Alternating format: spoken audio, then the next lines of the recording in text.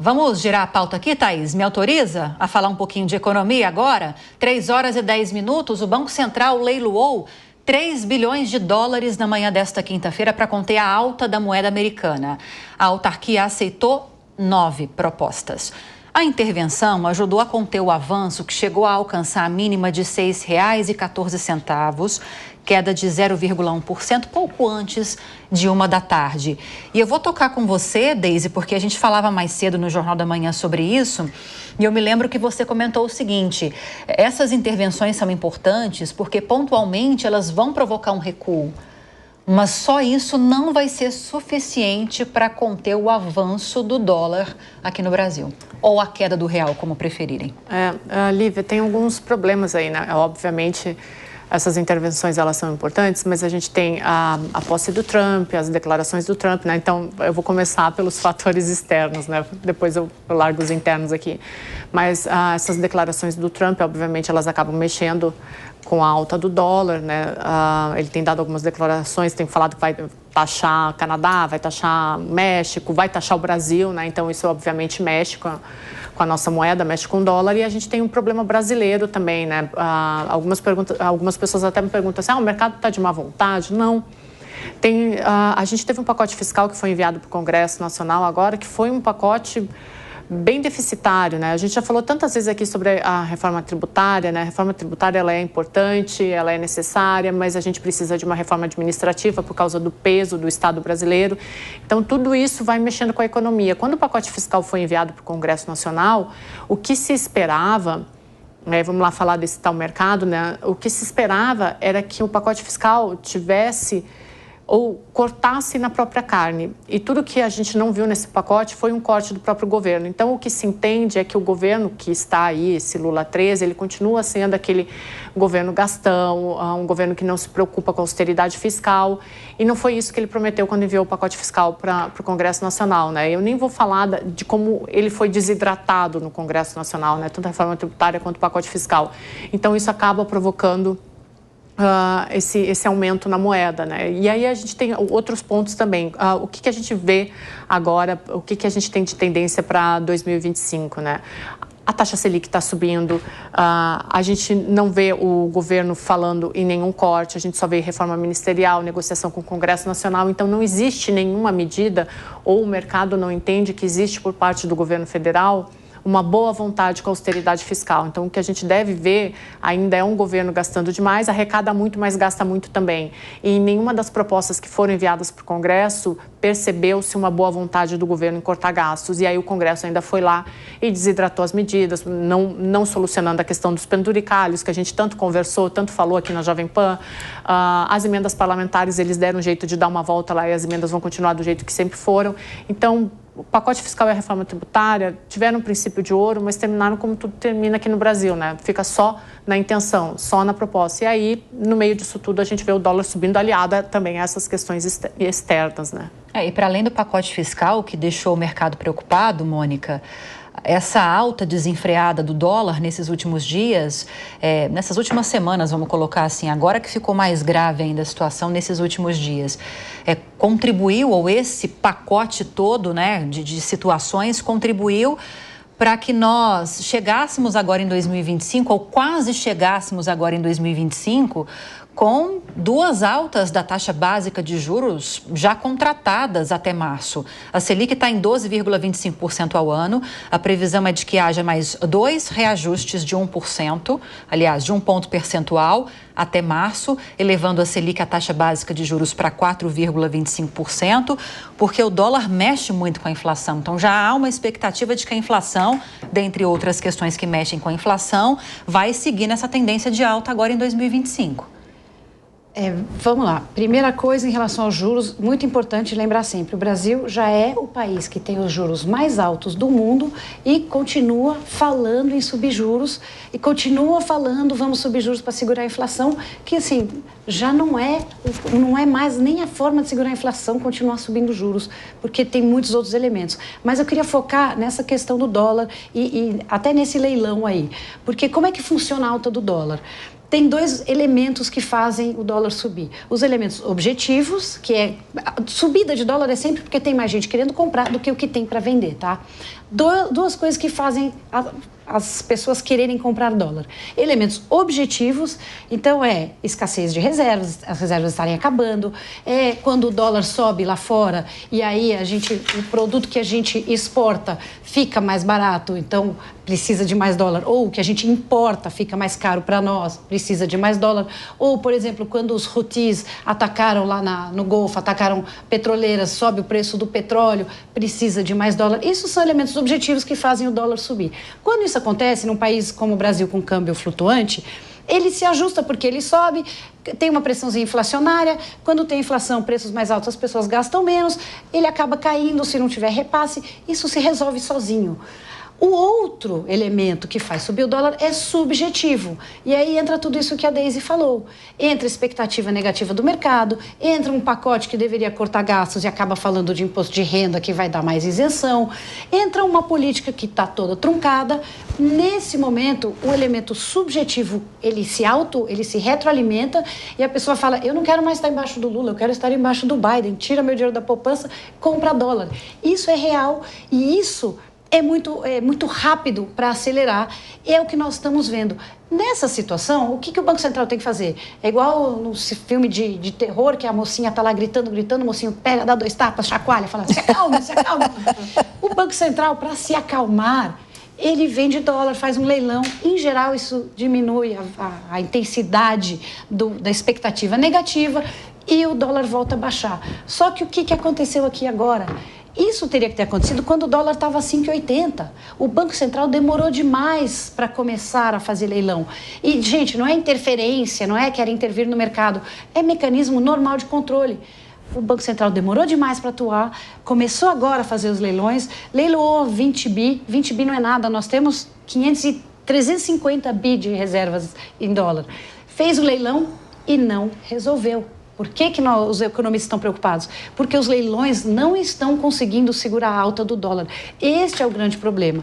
E aí, o Banco Central tem que usar outras ferramentas. Precisa que haja todas as reformas políticas, a reforma fiscal, esses projetos têm que passar, a política em si tem que voltar a andar no trilho. O presidente Lula precisa parar de falar coisas que atrapalham. Por isso que o discurso dele no Natal foi tão bom, falando de compaixão e falando de espírito natalino, porque não falar coisa errada já ajuda muito. E, lembrando, o mercado gosta de estabilidade, o mercado procura sempre a estabilidade, ele quer esse equilíbrio.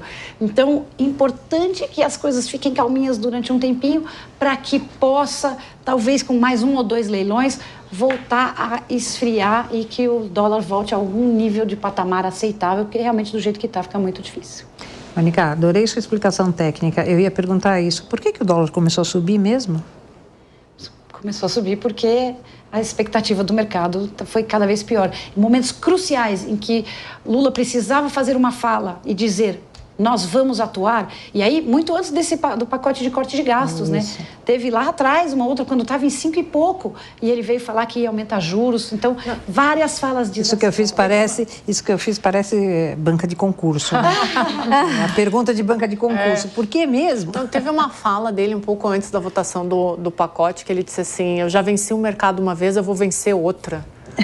Gente, não, né? E tem, né? O presidente Lula, ele sempre viu o mercado como um inimigo, né? E aí, como a Mônica falou, no momento em que ele tem que baixar a bola, mostrar tranquilidade, sinalizar que está tudo bem, ele vai lá e ataca de novo. Aí vai pacote fiscal para o Congresso Nacional, vai reforma tributária, desidratam.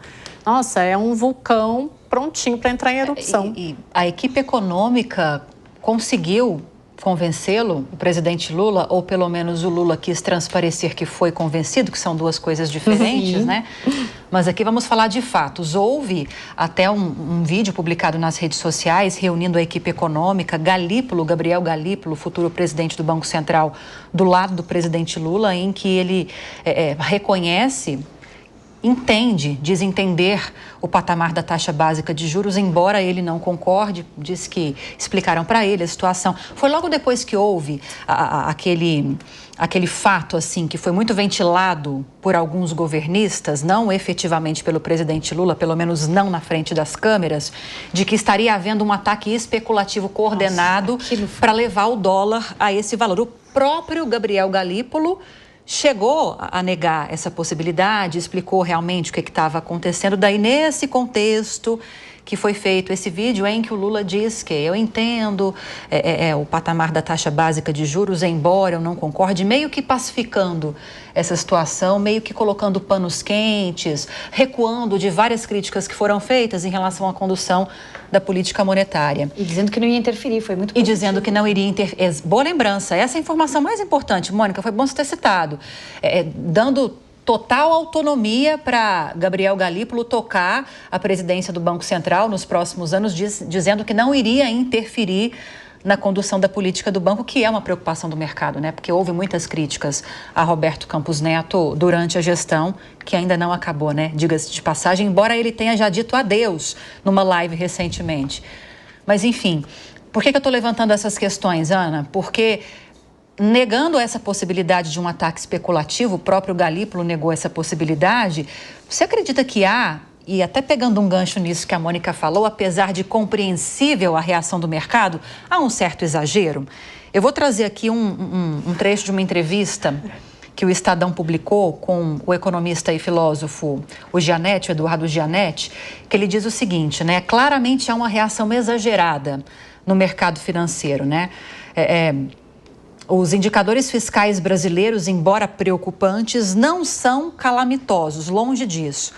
Nós não estamos à beira de nenhum precipício fiscal, que é exatamente o que você estava falando, né, Mônica? Os objetivos não estão. Exatamente. Há uma preocupação, existem elementos que causam preocupação, mas espera aí, precisa de tanto chilique? Eu acho que assim... Ai, que pergunta complicada. Eu não acho nem que seja um chilique, tá? Mas existe uma situação que a gente já falou algumas vezes ao longo do programa, que diz respeito ao discurso. E o discurso, ele tem impacto econômico. Então, muito embora os fatores objetivos não estejam à beira de um precipício, se o Leandro estivesse aqui na mesa, ele ia estar citando um monte de dados excelentes sobre economia, ele ia estar floreando tudo o que a gente está falando, mas o fato é, as sinalizações do governo, e eu não estou nem falando só do executivo, porque toda a nossa primeira hora do programa aqui foi falando mal do Congresso. Todo mundo tem culpa no cartório, mas todos esses sinais que nós damos para o mundo como um todo, são sinais muito preocupantes. E estes sinais fazem sim com que o mercado não reaja, talvez na proporção que reagiria em circunstâncias normais diante dos mesmos indicadores econômicos objetivos. Então, é exagerado? Até pode ser, mas esse exagero não vem do além. Ele vem do discurso, ele vem do comportamento do governo e das sinalizações que esse governo nos dá. Porque, veja, não, olha, vamos fazer uma reforma. Mas que reforma? Você vai diminuir? Você vai cortar gasto? Ficou o ano inteiro falando que ia cortar gasto, não cortou gasto nenhum. O que falou que ia cortar ainda impediram de cortar no Congresso. Não, mas não tem impacto. Então, peraí, então por que você colocou que ia cortar se não tinha impacto nenhum? São questões como essa que fazem com que o mercado reaja muito mal. E aí é compreensível na perspectiva do mercado, daquele que está do lado de lá, que reaja mal dessa forma, porque a gente não vê as coisas caminharem no sentido que elas têm que caminhar. O Fernando Haddad, Deise Ciocari, chegou a dizer, na época da tramitação, ou seja, agora há pouco, né, da tramitação desse pacote fiscal no Congresso Nacional e da reação do mercado preocupado, dizendo que são medidas insuficientes, né, para trazer uma certa tranquilidade e estabilidade para a economia, para a dívida em um prazo maior da União, dívida pública. Ele falou o seguinte, olha... Não será, em outras palavras, tá? Não lembro exatamente das aspas. Não será a última vez, esta não é a última vez em que estamos falando de corte de gastos. Dizendo que essa discussão vai continuar em 2025. Se for necessário, a gente vai se sentar, a equipe econômica vai se reunir para discutir onde ainda é possível cortar, ou pelo menos, se não cortar, evitar que o gasto siga crescendo. É uma sinalização importante também ou não? É uma sinalização importante, não tirando o respeito, né, mas é o mínimo que ele tem que fazer.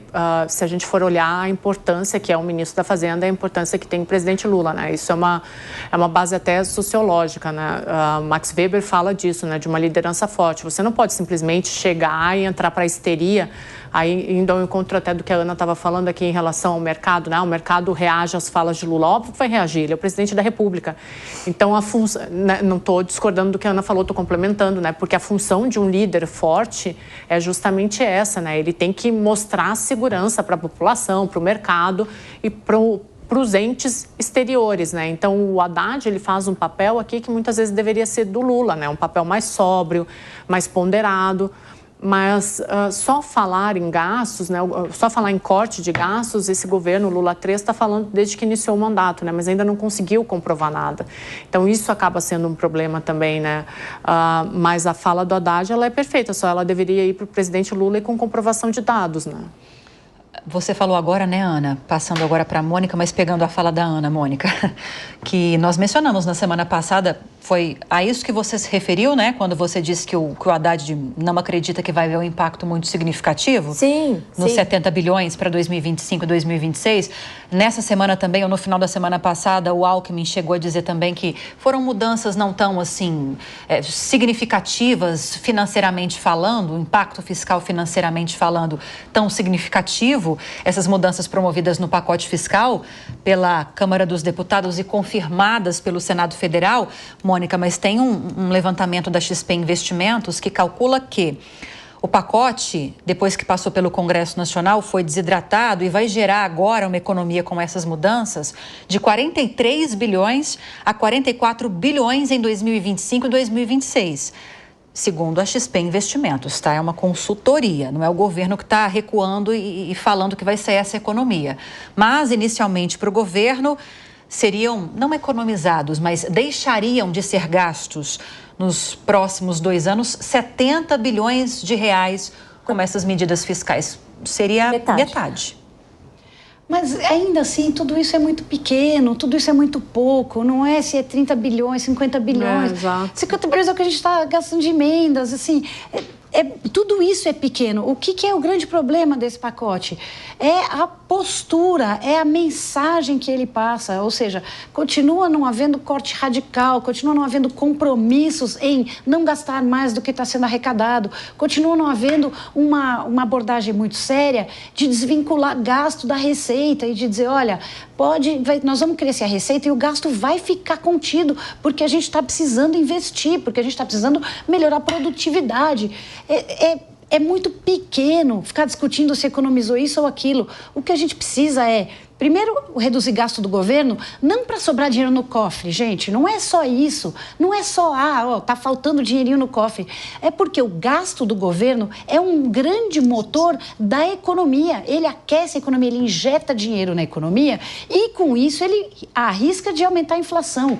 Então, parar o gasto do governo, não importa se é 30, se é 50, é enxugar para que as pessoas... Terrível ter que dizer isso, mas não se melhora a economia se você não der uma enxugada, para que as pessoas gastem menos e para que elas possam entrar num novo caminho. E aí a gente começa a esfriar a economia, começa a reduzir e controlar a inflação, que hoje não está ainda fora de controle. É importante a gente sempre falar disso. A inflação ainda não é um grande problema no Brasil. Mas é muito mais fácil você evitar a inflação do que você combatê-la quando ela chega. Então, tudo é feito hoje para evitar que ela comece a avançar. Então, precisa mudar a abordagem. Não importa o quanto que vai economizar. É a postura do governo que tem que mudar.